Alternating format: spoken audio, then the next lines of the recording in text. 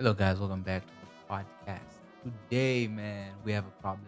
We have a massive problem. So, I was out here reading news, and the first thing that I saw from the Washington Post it goes TikTok and Meta ban self-described misogynist Andrew Tate.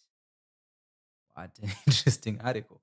Um, and I started to realize that there is a big problem in the world. We spoke about this a few months ago when I made a video or I made a commentary on what was happening with Whoopi Goldberg and what was happening with Ted Zuma about the world that we live in now being weird in terms of companies and businesses, in terms of what is a business's corporate social responsibility, in terms of digital media. You know, how much of an impact and of a role does companies like Facebook, is TikTok have? You know, what's their role in society and how much impact do they have on our day to day lives? In 2016, we saw how Facebook, affected the election, and now in 2022, we're starting to see how much of a hand they have on cultural impact and social impact in the sense of how much control they have.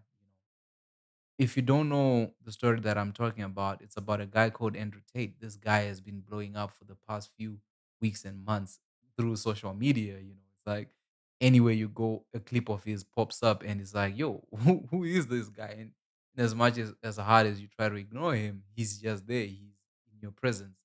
And the thing that happened with him is he had interesting takes, different takes from a lot of us, from a lot of people, you know.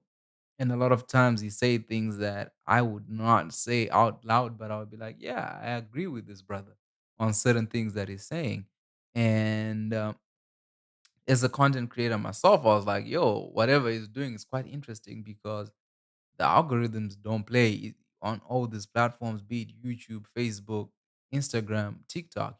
A lot of times as content creators, we're constantly trying to find ways to be at the mercy of algorithms. You're constantly coming up with titles that are enticing. You're constantly coming up with different methods of ways of trying to create content that people will appreciate. And the one thing when you see a guy like Andrew Tate rising up, you're like, yo, I wish that was me. There's a part of you that's like, I wish what I was doing was working to this part where the market is responding very well to him.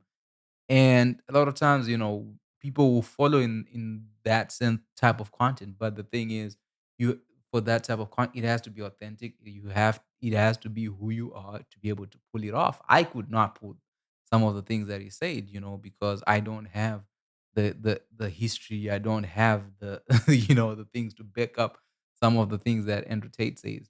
But the one thing that affected me or that I picked up on was when he started getting banned. I was like, yo, there's a problem here because one of the things that they kept bringing up is he is a threat to young men. And I was like, how is he a threat to young men? Like, based off of the content that he creates, how is somebody a threat to young people if he's speaking from, his truth, he's speaking whatever his rhetoric that he's pushing, and there's an audience that's consuming it? How is that being a threat just because a certain group of people does not believe in what he's preaching and does not want a group of young men growing up with these ideologies? So does that then make him a threat? And the question is, what's the ideal? What ideology are we trying to push? And do we now live in a society whereby either you do the things that certain groups of people want you to do, or get banned, and you don't have access to these media platforms that we operate on? And it made me start to think about like the real definition of like what is social media, like what does social media actually, what are we doing, because these platforms, my belief, especially with platforms such as Facebook, was there were platforms whereby societies could come along. I remember Mark Zuckerberg going on and on about the mission of Facebook is to connect the world, is to connect everybody through the internet. Connect, he spoke a lot about connection. And I had the belief what we were trying to do was to bring society from our real world to the internet and accept each other as different individuals and be ourselves on these platforms. That was always my belief of what social media is. But today, you may have to Google what that actually means. What does social media actually mean? All right. So a quick search says social media is websites and applications that enable users to create and share content or participate in social networking. Social media is a collective term for websites and applications that focus on communication, community based input, interaction, content sharing, and collaboration. People use social media to stay in touch and interact with friends and families in various communities. So when you read things such as this, it makes you think like, oh, that's what social media is. But I feel these businesses have grown; they've outgrown their own definitions to the point of whereby they are no longer just social media platforms whereby we can show up and interact as society and move from what we are as in our communities to these global platforms whereby a person here in Vancouver, Canada can be in touch with somebody in Romania, tell you somebody in the UK, somebody in Africa, in Zimbabwe or in South Africa or in Ghana, and we can have interactions in real time. And what then happens is as societies, as communities, we have people with different views and viewpoints, right? So if you take, for example, churches, religion, you have Muslims, you have Christians, you have atheists, you have these different groups of people who believe in different things, who meet up and do different things. And what you have is amongst all these people, there's a group of young people I bring up young who are seeking certain information from certain individuals, and this information can come from your religion. So take for example again, if there's a religious leader who has a message that he preaches one day, and that message then through social media is able to reach a massive group of people who consume it and believe in that message that that person is preaching and going, oh yeah, I actually was thinking of this and I vibe with this. Does that then make that preacher a threat or even an influencer to this group of people? Because whatever he's preaching and these people agree with, you know, it means this audience is seeking this information that they're getting, which they might not be getting from their religion. So for example, do not come for me, but if you're a Christian and you hear something that I don't know what they're called, but a Muslim, say preacher, teaches, and you you pick up on it and you believe in that message. Does that mean that that Muslim teacher is a problem to the Christianity society? And then should the Christians be like, oh yeah, this guy, his message is a threat to us, and he should be banned from our platforms? I think that's a problem because the problem is we're failing to see that the most important person here is the audience. The audience wants to consume certain content that's being created, right? And a lot of content creators are constantly trying to find ways of creating content that the audiences want to digest and want to have. That's the goal. So when you then look at platforms like YouTube, Instagram, these platforms have these algorithms which state how content is distributed, that state who gets to watch what. So when you have a guy like Andrew Tate come out of nowhere, you know, I don't believe he came out of nowhere because I used to watch him from the Fresh and Fit podcast, and through my research, he was also on a Big Brother. So he didn't come out of nowhere. But what happened for him is in the past few months, he just started to blow up. Like everywhere you go, his messaging was there. And but the reason that is because algorithm, what it did is it realized there were people who were willing to watch these videos. There were people who were saving these videos. There were people who were staying on platforms just to watch these little clips of him that were coming up, meaning that there's an audience that was being served and was consuming his messaging. And through that, a lot of people have then been exposed to the same content who maybe the content was not made for and who did not appreciate the rhetoric or did not appreciate the messaging that he was preaching. And then that group of people then says, no, ban him because he's preaching a different message. And the problem then that we have is when you have platforms such as Meta, going, oh yeah, we agree with the people. He should be banned. The question is, which people are you agreeing with? Because these videos have over 1.5 billion views. That means there's 1.5 billion people who watch. Some who are supporters, some who are haters. But that group of people that your algorithm picked up and was like, yo, this guy, he's preaching a gospel that people are willing to buy and listen to that benefits you until it did not. Because what then starts to happen is you start to have pushback from certain groups of people who this message does not support. Who are these groups of people? I've read of people such as women. Women have been saying, oh, yo, whatever this man is preaching is false and it's stupid and it's whatever terms that have been used. But the problem is when it comes to the truth in the society that we live now, is there's a delusion that happens because a lot of times as being men, we have been put in this box which is very difficult to escape, right? Because we live in a world whereby a lot of things have happened in recent memory that have changed how society has operated and how the definition of what a man is or what a woman is has changed, and we have disagreed a lot on these things. And what has happened is for a lot of time men have now find themselves in a situation whereby society has turned on you and has this thing whereby, oh, we need to change men, we need to change the definition of a man, what it is, because women now have power, women now have an understanding of who they are, what they stand for, what they want, and all this.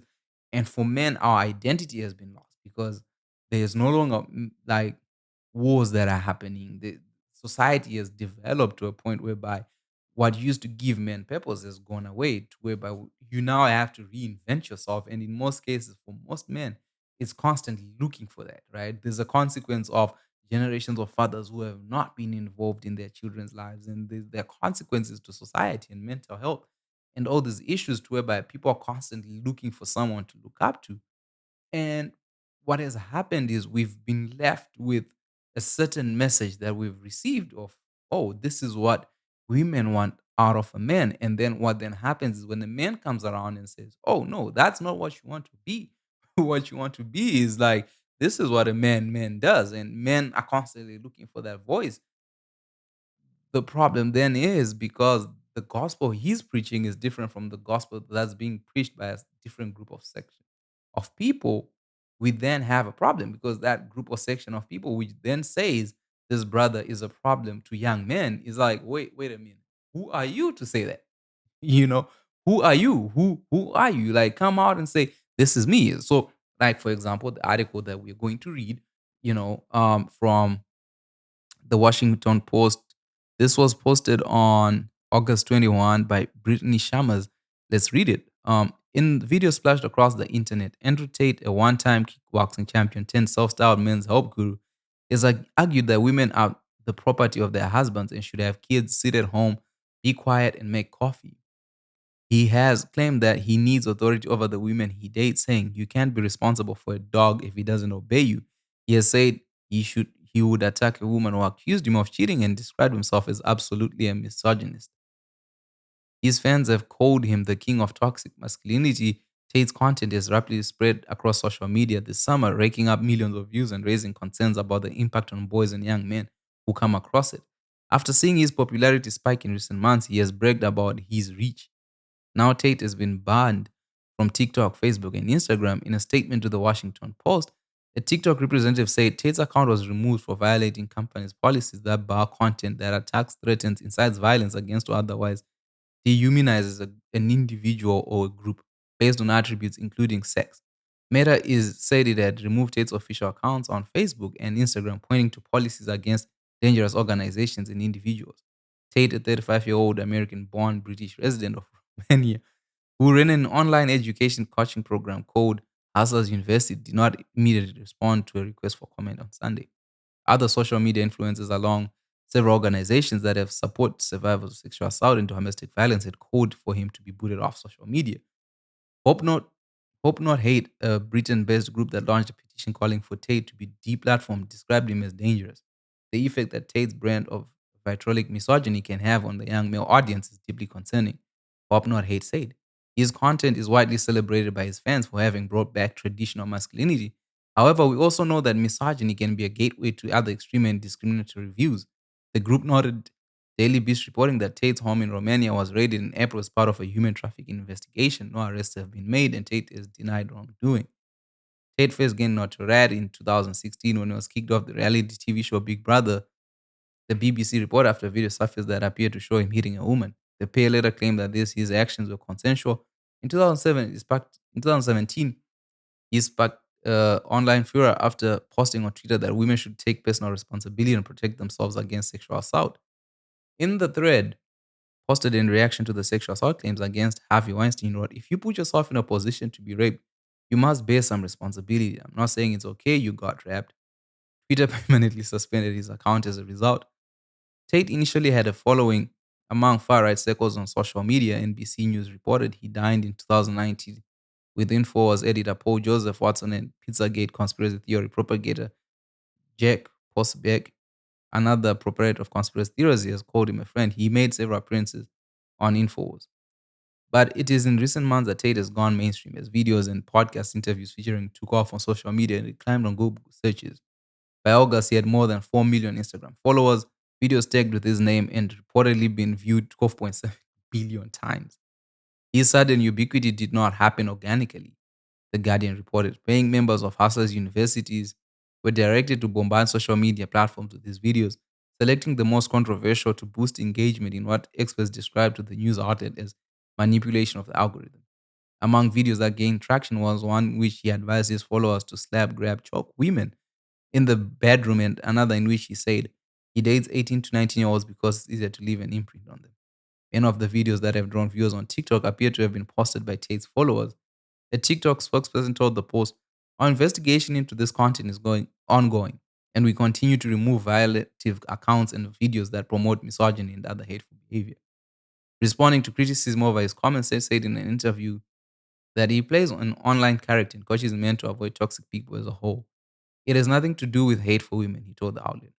Yet Tate's influence caused another alarm that an Instagram account aimed at classroom teachers created a guide for addressing his views with students. Groups aimed at helping domestic violence survivors argued that allowing his comments to remain on social media platforms normalized misogyny and violence.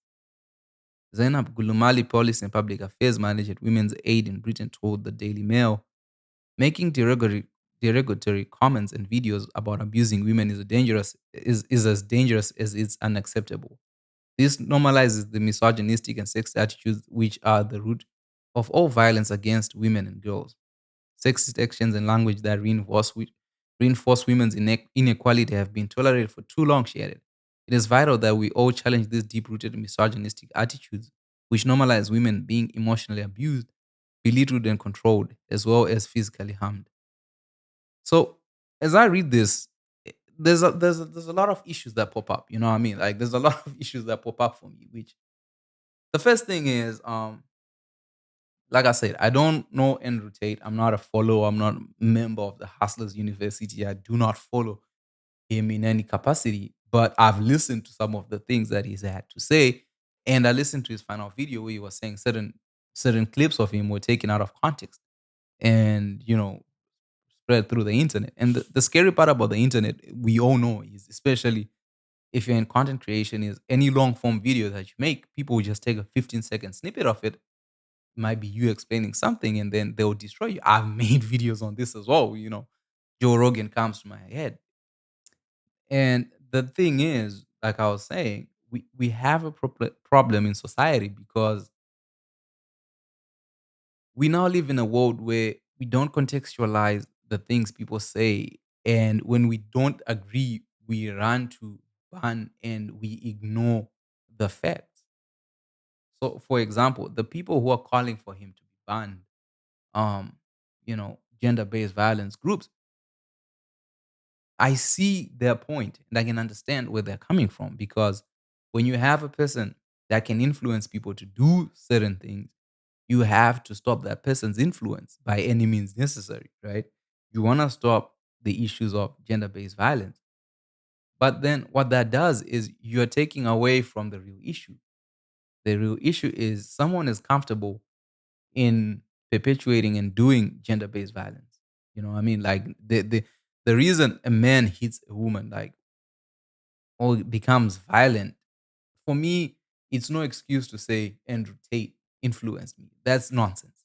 Like that's just nonsense. Like you cannot say I consumed this audio or this video and it made me wanna hit my wife, or wanna, you know, harm my partner, because that there's an issue within your own psyche that pushes you to do stupid things like that. And what I feel is we live in a society whereby people only are interested in the what happened rather than in the why it happened. And as long as we are asking ourselves what happened, oh, they watched this video and then that video made them believe it was correct to go and hit women, we are then ignoring the reality of no, that's not actually the reason. There's a reason why people do the things that they do. And in most cases, you just have to ask them, why did you do what you did?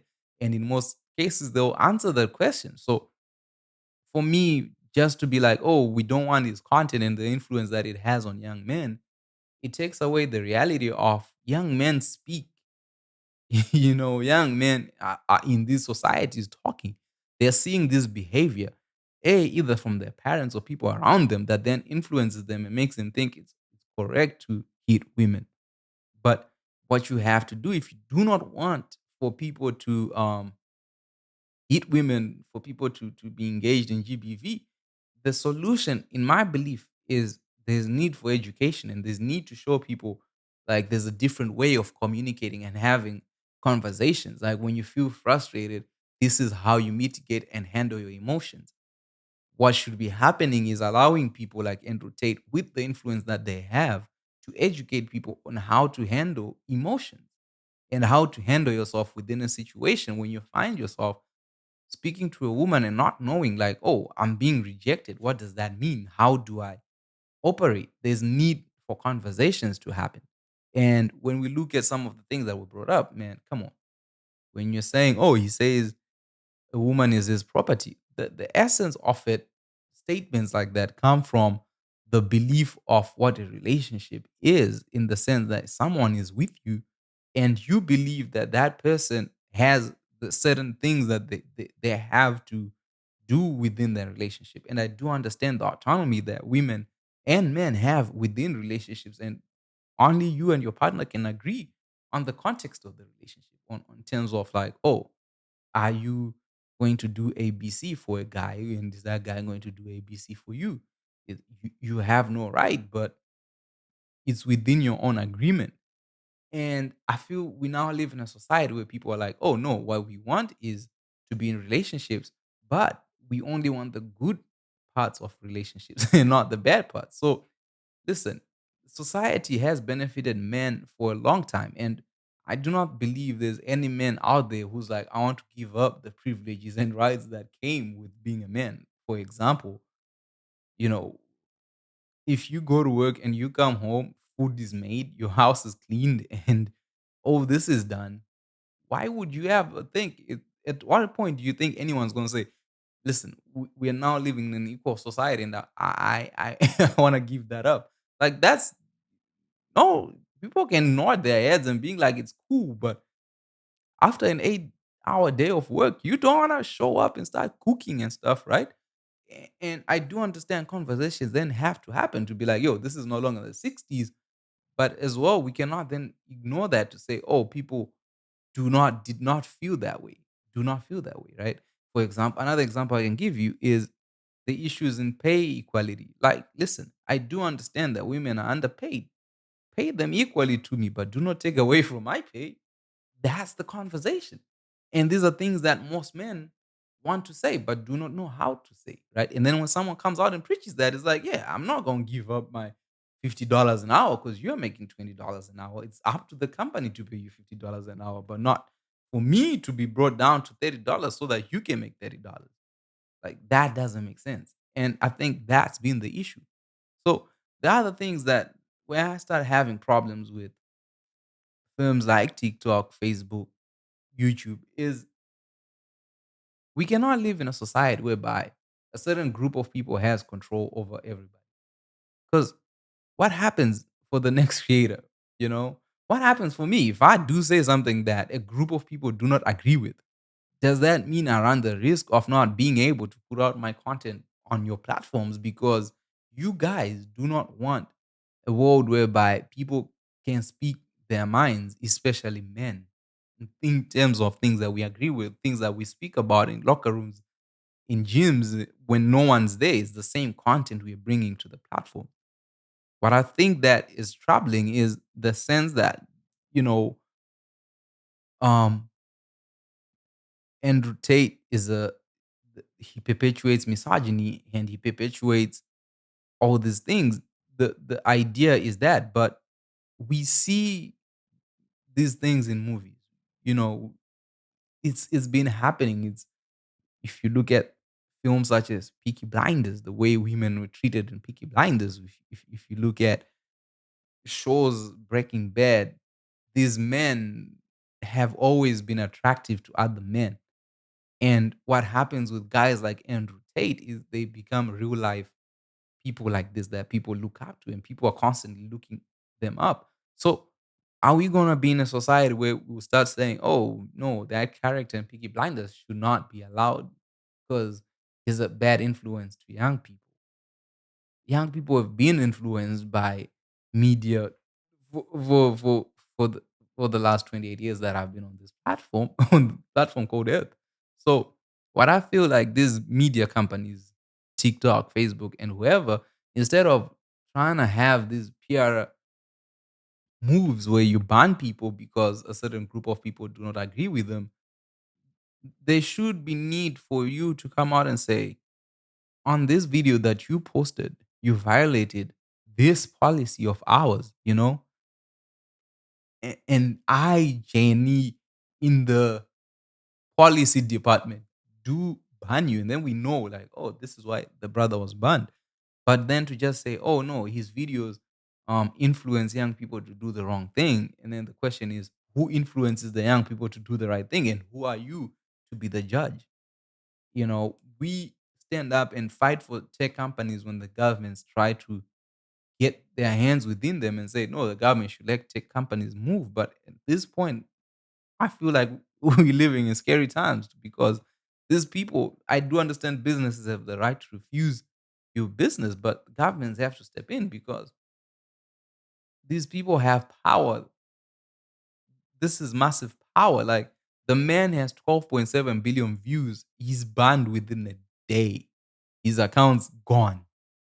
Like, think about that, how scary that is, and how you, as a content creator, have to be very careful with your wording. But what type of content are we then creating and what are we watching? When everything has to be politically correct, I feel like that's a big, big problem. In terms of the raid, the brother has explained what happened with the raid. I don't know if I should believe him or not, but he can only speak for himself. He says he was spotted. So yeah, these things happen and they continue to happen. In terms of his take off, listen, the thing is, when it comes to cases such as rape, it's always a sensitive issue because we look at the victim you know, and at no point do we ever want to point fingers, but there are certain cases where we're like, yo, you also have to take a form of responsibility for the things that do happen. And y- it's it's if you put yourself in harm's way, you know, God forbid anything happens to you. But I think there's a difference between how men view life and how women view life because as men, I feel we have this thing where we know if you don't want the smoke, don't go there, right? It's do not go into an environment where you know something could happen. And do not be naive to be like, oh, nothing will happen to me. If I see a group of 5 men walking with sticks, I'm not going to walk towards them and be like, nah, it's my rights. Don't touch me, Or I'm not going to walk past them and say something stupid, which can get my ass kicked. And the thing that as men, we then take that same rhetoric and same knowledge and take it and put it towards women when they become victims. And for women, they're like, oh no, I trusted this man and then he raped me. And then for men, it's like, oh, but what were you doing in his house at 11 o'clock at night in his bedroom? Like, what did you think was going to happen? Because I think as men, that's how men look at things. Yo, it makes no logical sense what you're saying. Protect yourself, because that's the first thing as brothers we're told. Protect yourself at all costs, at all times. So those takes, whilst distasteful, they are takes that brothers do believe in.